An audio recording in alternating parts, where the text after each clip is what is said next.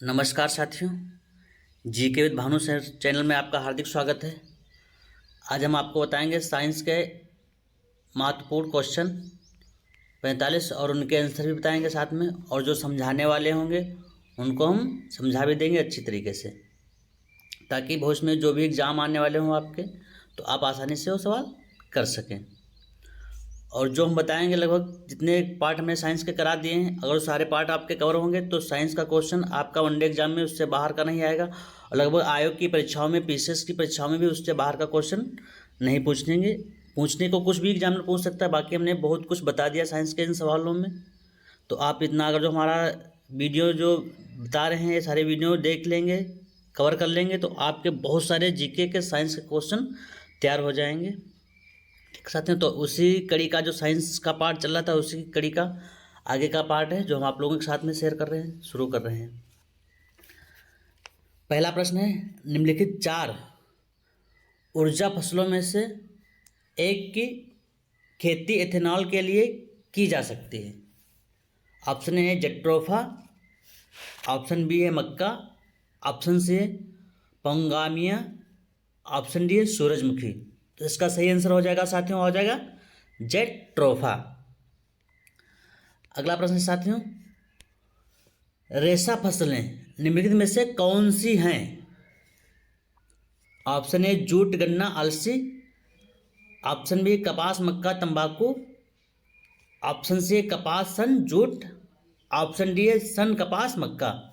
तो साथियों, जो रेशा फसलें हैं वो आपकी हैं कपास सन जूट, ये रेशा फसलें। और इसके एक तरीका ये भी, हम जो रेशा फसलें निकालने का तरीका ये भी कि देखिए, इसमें देख लेते हैं, इसमें गन्ना रेशा फसल नहीं होती। तो इसका मतलब ऑप्शन जो आपका है वह ये गलत हो जाएगा, गन्ना आपकी रेशा फसल नहीं होती, तो ऑप्शन ए आपका गलत हो जाएगा। मक्का भी रेशा फसल नहीं होती, तंबाकू भी रेशा फसल नहीं होती, तो ऑप्शन बी भी गलत हो जाएगा। इसमें कपास सन और जूट तीनों रेशा फसलें होती हैं, इसलिए यह ऑप्शन सही होगा। बाकी इसमें मक्का आपकी जो है रेशा फसल नहीं होती है, तो रेशा फसलें हो जाएंगी कपास सन और जूट। अगला प्रश्न साथियों, जीवन की मूलभूत इकाई क्या है? ऑप्शन ए है कोशिका, ऑप्शन बी है अंग, ऑप्शन सी है ऊतक, ऑप्शन डी है नाभिक। तो इसका सही आंसर हो जाएगा साथियों, हो जाएगा ऑप्शन ए कोशिका। जीवन की मूलभूत इकाई कोशिका होती है। अगला प्रश्न साथियों,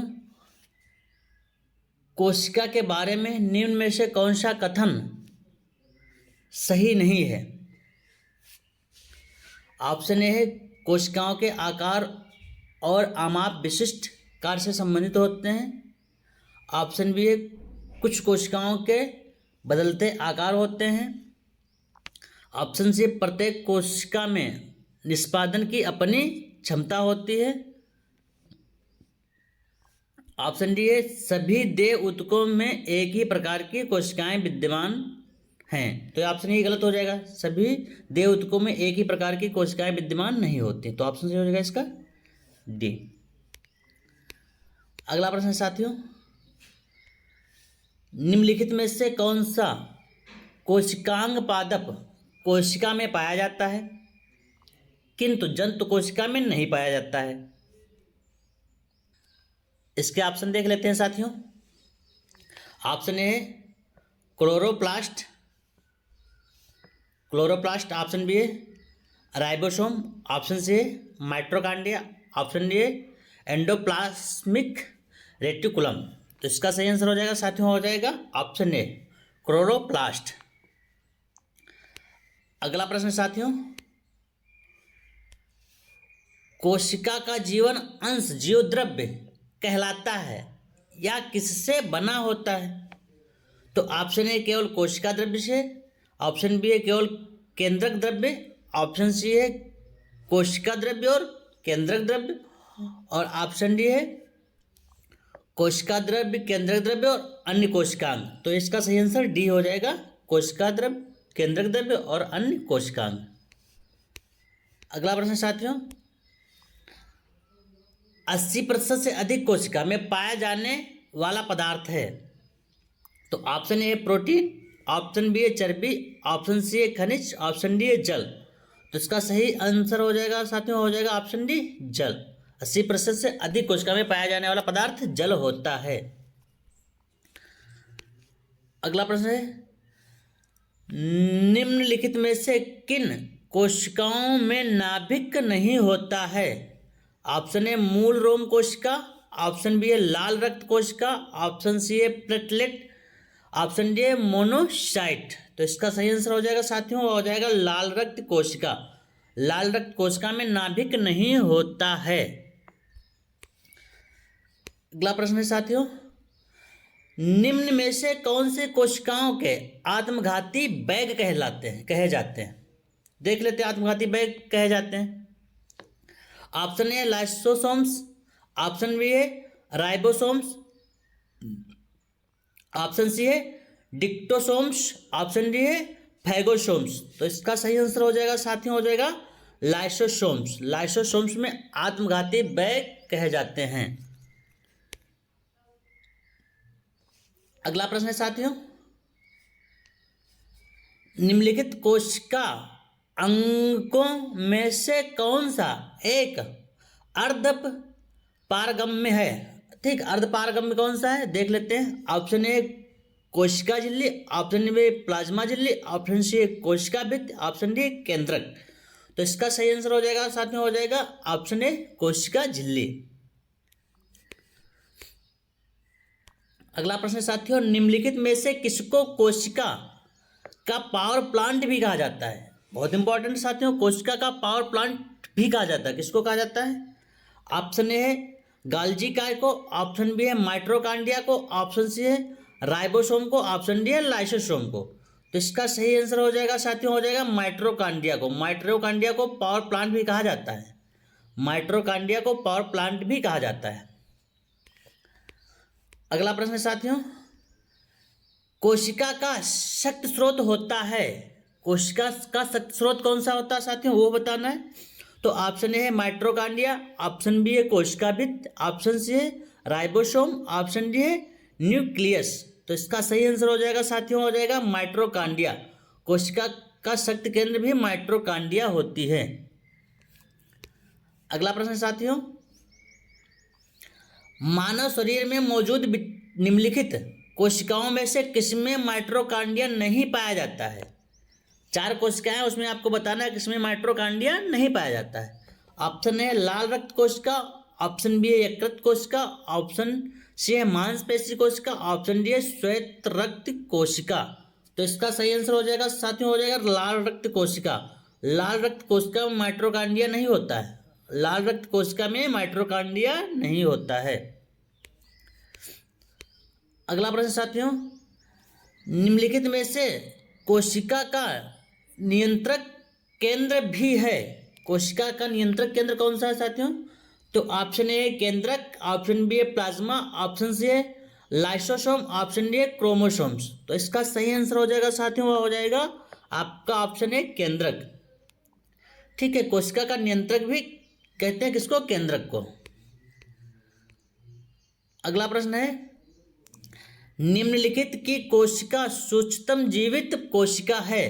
ऑप्शन ए है बैक्टीरियम, ऑप्शन बी है bread gold mould, option C है माइकोप्लाज्मा, ऑप्शन डी है वायरस। तो इसका सही आंसर हो जाएगा साथियों, हो जाएगा माइकोप्लाज्मा। ऑप्शन सी माइकोप्लाज्मा सही आंसर हो जाएगा। अगला प्रश्न साथियों, निम्नलिखित में से किस एक कोशिकीय कोशिकांग समूह डीएनए होता है? निम्नलिखित में से किस एक कोशिकीय कोशिकांग समूह डीएनए होना है? ऑप्शन ए है सूत्रकणिका केंद्रक हरित लवक, ऑप्शन बी है सूत्रकणिका गाल्जिकाय केंद्रक, ऑप्शन सी है सूत्रकणिका जीवद्रव्य कला केंद्रक, ऑप्शन डी हरित लवक केंद्रक और राइबोसोम्स। तो इसका सही आंसर हो जाएगा साथियों, ऑप्शन ए सही हो जाएगा, सूत्रकणिका केंद्रक और हरित लवक।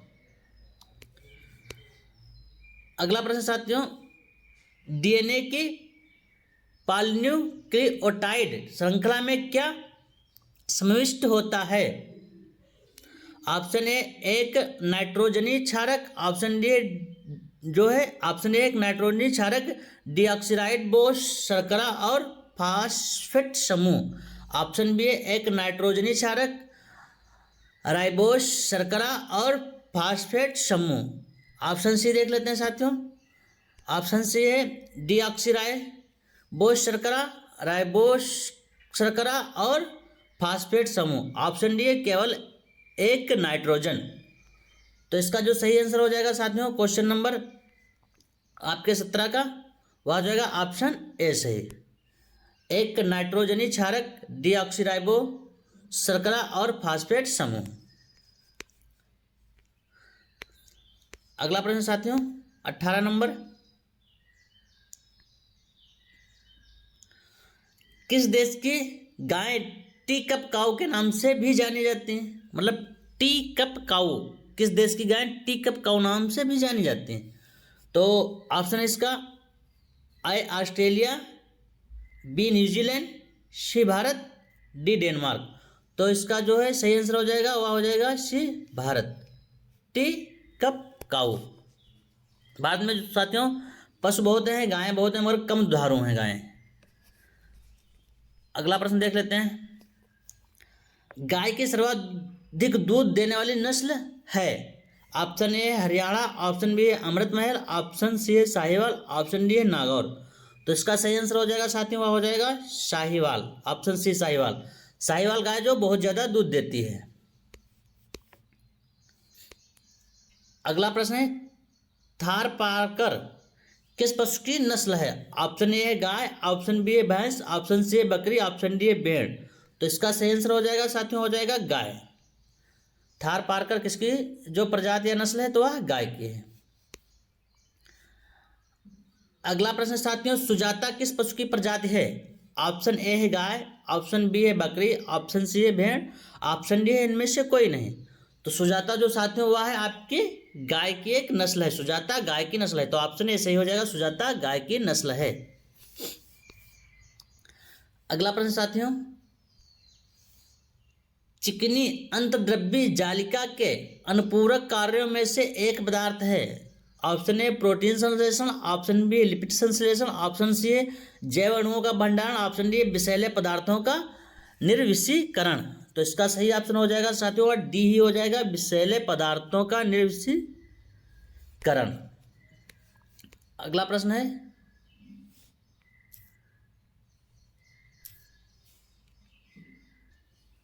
क्या डीएनए में मौजूद रहता है किंतु आरएनए में मौजूद नहीं रहता है? मतलब एक चीज है जो डीएनए में तो होती है मगर आरएनए में नहीं होता है। तो ऑप्शन देख लेते हैं। Option A thymine, option B है एडेनिन, ऑप्शन सी है ग्वानिन, ऑप्शन डी है साइटोसिन। तो इसका सही आंसर हो जाएगा साथियों हो जाएगा ऑप्शन ए थायमिन। थायमिन जो होता है साथियों डीएनए में तो मौजूद रहता है मगर आरएनए में नहीं रहता है। थायमिन डीएनए में होता है मगर आरएनए में नहीं होता है। अगला प्रश्न साथियों, आरएनए का प्राथमिक कार्य होता है। ऑप्शन ए प्रकाश संश्लेषण, ऑप्शन बी प्रोटीन संश्लेषण, ऑप्शन सी प्राकृतिक बनाना, ऑप्शन डी अनुवाद करना। तो इसका सही आंसर हो जाएगा साथियों हो जाएगा ऑप्शन बी प्रोटीन संश्लेषण। अगला प्रश्न साथियों, राइबोसोम्स होते हैं, डीएनए होते हैं, आरएनए होते हैं, प्रोटीन्स होते हैं, इनमें से कोई नहीं। तो इसका सही आंसर हो जाएगा साथियों हो जाएगा बी आरएनए। जो राइबोसोम्स होते हैं वह आरएनए होते हैं। राइबोसोम्स आरएनए इतना याद रखना साथियों कि जो राइबोसोम्स होते हैं वह आरएनए होते हैं।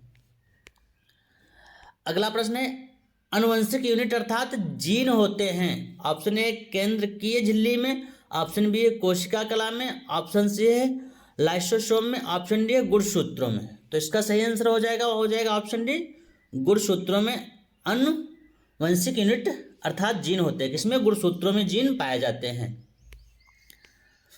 अगला प्रश्न है, डीएनए की द्विकुंडलिनी संरचना किसके द्वारा दी गई थी?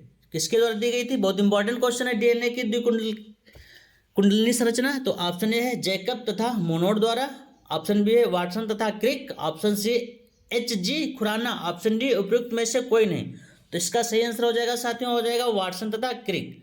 डीएनए की खोज किसने की थी? तो डीएनए की खोज जो है वाटसन एवं क्रिक ने की थी। तो ऑप्शन सही हो जाएगा इसका बी, डीएनए की खोज जो की थी वाटसन एवं क्रिक ने की थी। अगला प्रश्न है, सबसे पहले डीएनए को अलग किसने किया था? खोज तो कर ली वाटसन एवं क्रिक ने, मगर डीएनए को अलग किसने किया तो वो भी देख लेते हैं। ऑप्शन ए है फ्रेडरिक हाफ Miescher, option B Albrecht Kossel, option C Phoebus Levene, option D Watson और क्रिक। तो वाटसन और क्रिक ने खोज की थी, आपको पता है डीएनए की, तो इसका सही आंसर हो जाएगा, वह हो जाएगा फोबस लेवेन। फोबस लेवेन ने जो है इसको अलग किया है। सबसे पहले डीएनए को अलग किसने किया? तो फोबस लेवेन ने। अगला प्रश्न साथियों, डीएनए के दो स्टैंडर्ड बंधे होते हैं। ऑप्शन ए हाइड्रोजन बॉन्ड द्वारा, ऑप्शन बी सहयोजक बॉन्ड द्वारा, ऑप्शन सी स्थिर वैद्युत बल द्वारा, ऑप्शन डी वांडरवाल्स बलों द्वारा। तो इसका सही आंसर हो जाएगा साथियों, हो जाएगा ऑप्शन ए आपका हाइड्रोजन बॉन्ड्स द्वारा। डीएनए जो दो ब्रांड बंधे होते हैं वो हाइड्रोजन बॉन्ड्स द्वारा बंधे होते हैं। अगला प्रश्न साथियों, डीएनए के एक तंगुगच्छ से आरएनए में आनुवंशिक सूचना के प्रतिरूपण की प्रक्रिया क्या कहलाती है? तो ऑप्शन ए स्थानांतरण, ऑप्शन बी अनुलेखन, ऑप्शन सी है जो प्रतिकृतियन, ऑप्शन डी उत्परिवर्तन। तो इसका सही आंसर हो जाएगा साथियों, हो जाएगा ऑप्शन आपका बी अनुलेखन। अगला प्रश्न है, प्रयोगशाला में सर्वप्रथम डीएनए का संश्लेषण किसने किया? प्रयोगशाला में किसने किया ये भी देख लेते हैं। तो ऑप्शन ए आपका मिलर ने, ऑप्शन बी है खुराना ने, ऑप्शन सी है डी ब्रिज ने, ऑप्शन डी है केल्विन ने। तो इसका सही आंसर हो जाएगा और साथियों हो जाएगा ऑप्शन बी खुराना ने। प्रयोगशाला में डीएनए का संश्लेषण किसने किया था? तो खुराना ने किया था। अंगुली छाप का प्रयोग किसकी पहचान के लिए किया जाता है? ऑप्शन ए माता पिता की, ऑप्शन बी है बलात्कारी की, ऑप्शन सी है चोर की, ऑप्शन डी उपयुक्त सभी की। तो इसका जो सही आंसर हो जाएगा साथियों वो हो जाएगा ऑप्शन डी उपयुक्त सभी की। मतलब सबका पता लगाने के लिए डीएनए अंगुली छाप का प्रयोग किया जाता है। अगला प्रश्न साथियों, डीएनए का संबंध जिस अतिमूल्य प्रोटीन से है उसे क्या कहते हैं? तो ऑप्शन ए गैर albumin, option B histone, option C गैर हिस्टोन, ऑप्शन डी एल्ब्यूमिन। तो इसका सही आंसर हो जाएगा साथियों, हो जाएगा आपका ऑप्शन बी हिस्टोन। ठीक है, मूल प्रोटीन से होता है उसको कहते हैं हिस्टोन। अगला प्रश्न साथियों,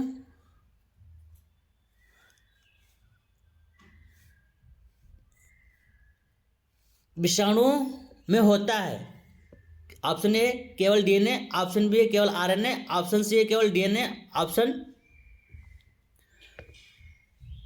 डी है या तो आरएनए या तो डीएनए। विषाणु में जो पाया जाता है साथियों वो पाया जाता है आपका या तो डीएनए होगा या आरएनए होगा।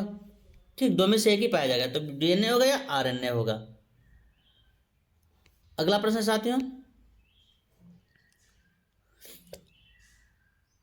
पौधों को संक्रमित करने वाले अधिकांश विषाणुओं में क्या होता है? तो ऑप्शन ए है एकल तंगुच्छ वाला डीएनए, ऑप्शन बी है एकल तंगुच्छ वाला आरएनए, ऑप्शन सी है दोहरे तंगुच्छ वाला डीएनए और आरएनए, ऑप्शन डी है केवल दोहरे तंगुच्छ वाला आरएनए। तो इसका सही आंसर हो जाएगा साथियों 35 का हो जाएगा आपका डी, केवल दोहरे तंगुच्छ वाला आरएनए। अगला प्रश्न साथियों, दूध के दही के रूप में जमने का कारण है? Option A mycobacterium, option C staphylococcus, option C lactobacillus, option D yeast. तो इसका सही आंसर हो जाएगा साथियों, हो जाएगा लैक्टोबैसिलस। अगला प्रश्न साथियों, निम्नलिखित में से कौन सा नाइट्रोजन फिक्सिंग बैक्टीरिया है? ऑप्शन ए है साल्मोनेला, ऑप्शन बी है राइजोबियम, ऑप्शन सी है स्यूडोमोनास, ऑप्शन डी है ई कोली। तो इसका सही आंसर हो जाएगा साथियों, हो जाएगा ऑप्शन बी राइजोबियम। अगला प्रश्न साथियों, सिम्बियोटिक कीटाणु जो कि वातावरणीय नाइट्रोजन के स्थिरीकरण के लिए उत्तरदायी हैं किसमें पाया जाता है? ऑप्शन ए है मटर में, ऑप्शन बी है गेहूं में, ऑप्शन सी है जई में, ऑप्शन डी है मक्का में। तो इसका सही आंसर हो जाएगा साथियों, वह हो जाएगा ऑप्शन ए मटर में। अगला प्रश्न है, फलीदार पादपों की जड़ों में उपस्थित गांठों में पाए जाने वाले नत्रजन स्थिरीकरण जीवाणु हैं। ऑप्शन ए है मृतोपजीवी, ऑप्शन बी है प्रोटोपघटनी, ऑप्शन सी है सहजीवी, ऑप्शन डी है इनमें से कोई नहीं। तो इसका सही आंसर हो जाएगा साथियों ऑप्शन सी सहजीवी। अगला प्रश्न साथियों, आनुवंशिक हेरफेर द्वारा प्राकृतिक पृथक्कृतकों के विकासित जीवाणुओं का कौन सा जीवाणु विभेद समुद्र में बिखरे तेल का निवारण करने के लिए उपयोग में लाया जाता है। तो ऑप्शन ए इसका एग्रोबैक्टीरियम द्वारा, ऑप्शन बी क्लोस्ट्रीडियम द्वारा, ऑप्शन सी नाइट्रोसोमोनास द्वारा और ऑप्शन डी इसका स्यूडोमोनास द्वारा। तो इसका सही आंसर हो जाएगा साथियों आपका, इंपॉर्टेंट क्वेश्चन है आपका ये, क्वेश्चन नंबर 40 इंपॉर्टेंट क्वेश्चन है। इसका सही आंसर जो हो जाएगा वह हो जाएगा आपका ऑप्शन डी स्यूडोमोनास द्वारा। अगला प्रश्न है आपका साथियों, प्रशीतन खाद्य परिरक्षण में मदद करता है। ऑप्शन ए जीवाणुओं को मारकर, ऑप्शन बी जैव रासायनिक अभिक्रियाओं की दर को कम कर, ऑप्शन सी एंजाइम क्रिया नष्ट कर, ऑप्शन डी है खाद्य पदार्थों को बर्फ की परत से ढककर। तो इसका सही आंसर हो जाएगा साथियों, वह हो जाएगा ऑप्शन बी जैव रासायनिक अभिक्रियाओं की दर को कम कर प्रशीतन खाद्य संरक्षण में सुरक्षित रहता है। अगला प्रश्न साथियों, अवायवीय स्थिति में जैविक पदार्थ के जीवाणु अपघटन को क्या कहते हैं। तो ऑप्शन ए किण्वनीकरण, ऑप्शन बी उर्वरीकरण, ऑप्शन सी संदूषण, ऑप्शन डी कंपोस्टिंग। तो इसका सही आंसर हो जाएगा साथियों, हो जाएगा आपका ऑप्शन ए किण्वनीकरण। अगला प्रश्न साथियों, जीवों के निम्नलिखित प्रकारों में से छत्रक किससे संबंधित है। छत्रक क्या होते हैं। ऑप्शन ए शैवाल, ऑप्शन बी है फर्म, ऑप्शन सी है कवक, ऑप्शन डी है लाइकेन। तो इसका सही आंसर हो जाएगा साथियों कवक। छत्रक मशरूम को कहते हैं, ठीक है, मशरूम को छत्रक कहते हैं। तो छत्रक होते क्या है, या होते हैं कवक होते हैं। अगला प्रश्न साथियों, सामान्य खाद्य छत्रक क्या होता है। ऑप्शन ए कवड़ी बीजाणुओं का पुंज, ऑप्शन बी कवक तंत्र का प्रकार, ऑप्शन सी कसका ठसाठस भरे कवक जाल, और ऑप्शन आपका जो डी है वह है अलैंगिक बीजाणु पैदा करने के लिए प्रयुक्त। तो इसका सही आंसर हो जाएगा साथियों, वह हो जाएगा ऑप्शन सी कसका ठसाठस भरे हुए कवक का जाल। अगला प्रश्न साथियों, और आज का लास्ट प्रश्न है, ईस्ट मिलाने पर गुथे हुए आटे के उठने का क्या कारण है। ऑप्शन ए ताप में वृद्धि, ऑप्शन बी द्रव्य के परिमाण में वृद्धि, ऑप्शन सी ईस्ट कोशिकाओं की संख्या में वृद्धि, और option D carbon dioxide gas का निर्मोच। तो इसका सही आंसर हो जाएगा साथियों, हो जाएगा option D carbon dioxide gas का निर्मोचन। ठीक है, कार्बन डाइऑक्साइड गैस का निर्मोचन सही आंसर हो जाएगा। ठीक है साथियों, आज की क्लास कैसी रही आप लोग जरूर बताइएगा। नेक्स्ट क्लास में फिर से एक नया वीडियो लेकर के आएंगे। आप लोग पढ़ते रहे मेहनत से, और जो वीडियो एक बार में अच्छा लगा हो और समझ में ना आए दोबारा फिर से देख लो, अच्छी तरीके से समझ में आ जाएगा। कह सकते हो। Thank you for the watching. जय हिंद, जय भारत।